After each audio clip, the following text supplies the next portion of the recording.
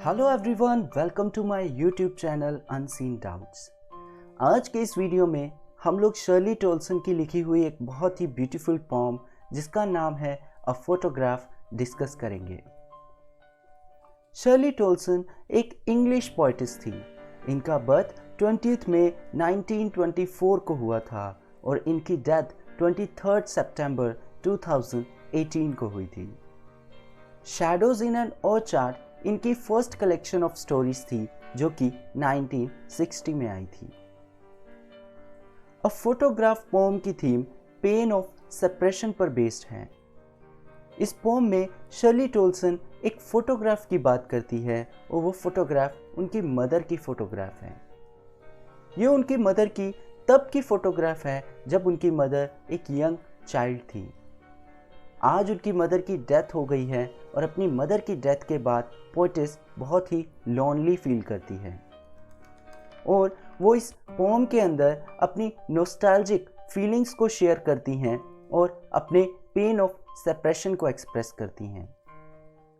तो चलिए दोस्तों, इस पोम को लाइन बाय लाइन समझते हैं। The cardboard shows me how it was when the two girl cousins went paddling, each one holding one of my mother's hands, and she the big girl, some 12 years or so. Poet's यहाँ पर बोल रही हैं The cardboard shows me how it was. यहाँ पर cardboard का meaning है photograph. वो कहती हैं ये फोटोग्राफ मुझे दिखाती हैं how it was कि वो दिन कैसा था। When the two girl cousins went paddling, each one holding one of my mother's hands. जब two girl cousins, ये two girl cousins किसकी cousins हैं? शर्ली टोल्सन की मदर की cousins हैं।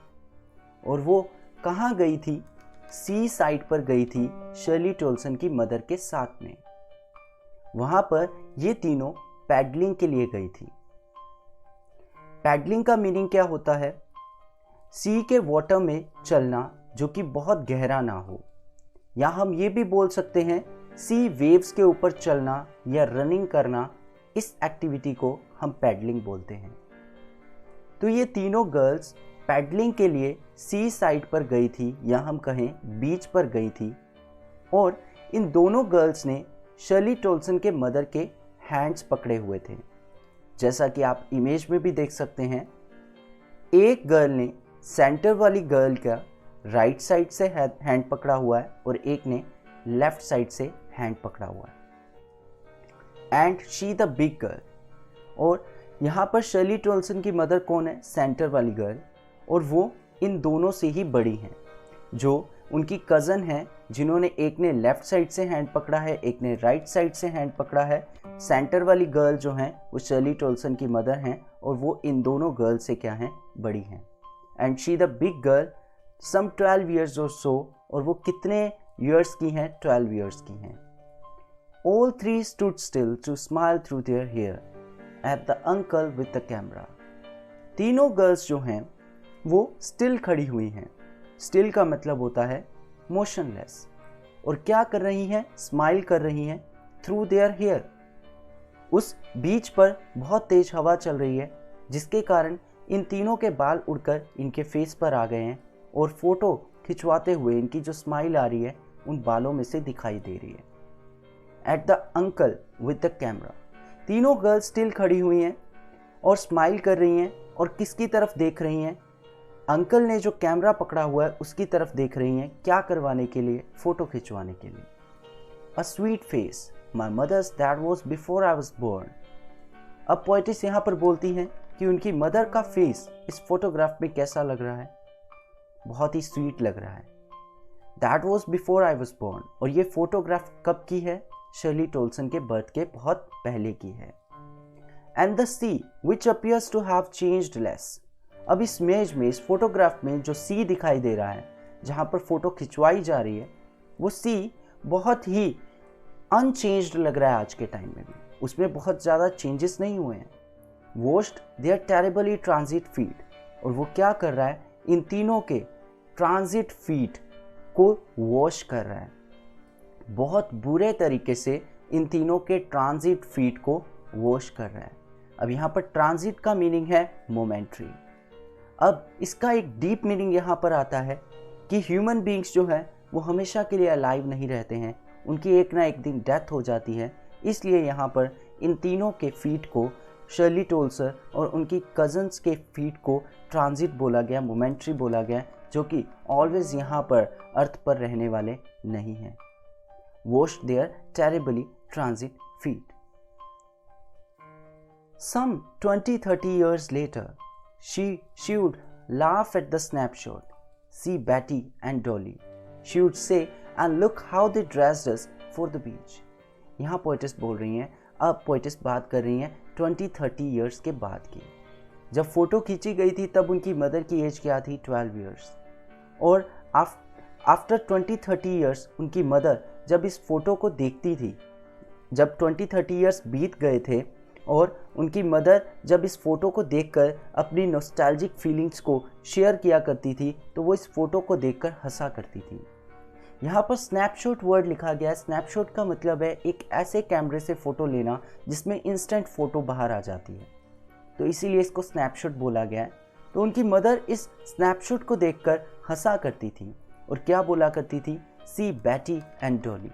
और वो कहा करती थी देखो बैटी कैसी लग रही है, डॉली कैसी लग रही है। She would say and look how they dressed us for the beach।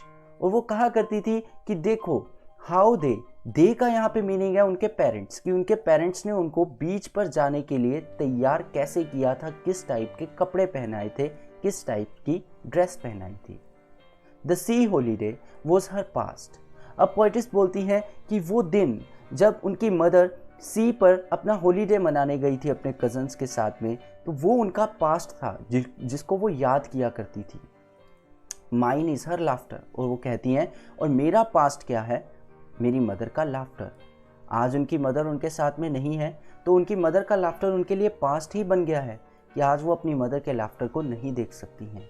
क्योंकि उनकी मदर की डेथ हो चुकी है। जब उनकी मदर इस फोटो को देखा करती थी तो उनकी मदर हंसा करती थी और आज पोइटिस उस हंसी को नहीं देख सकती हैं और आज वो हंसी उनके लिए उनका पास्ट बन गई है। Both wry with the laboured ease of loss. और दोनों ही डिसअपॉइंटेड हैं। राय का मतलब होता है डिसअपॉइंटेड होना।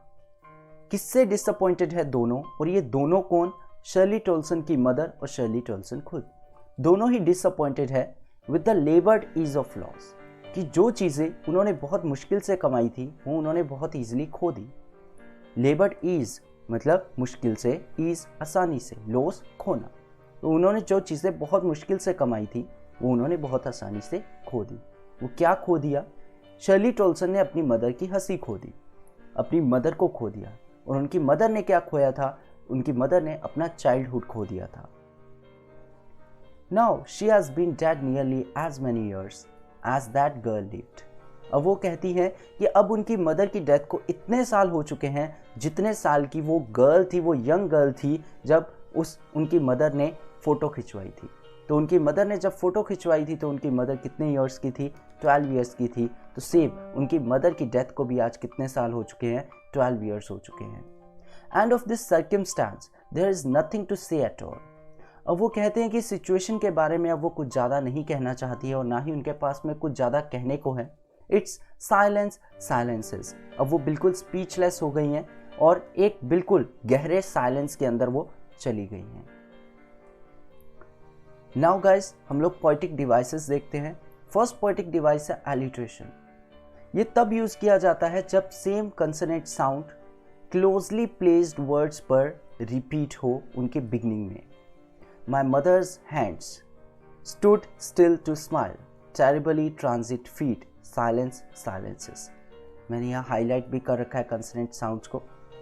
एपिथेट ये एक लिटरेरी डिवाइस है in which an adjective is usually used to describe one thing is transferred to another, जिसमें कि एक एडजेक्टिव यूज़ किया जाता है किसी भी वर्ड के साथ में, जैसे washed their terribly transit feet। अब यहाँ पर feet नाउन है और उनके लिए जो एडजेक्टिव यूज किया जा रहा है वो है ट्रांसिट। लास्ट पोएटिक डिवाइस है ऑक्सीमोरॉन। ये कॉम्बिनेशन होता है टू ऑपोजिट वर्ड्स का, जैसे लेबर्ड और ईज। लेबर्ड का मतलब होता है मुश्किल से और ईज का मतलब होता है आसानी से, और दोनों ही वर्ड्स एक दूसरे के ऑपोजिट हैं।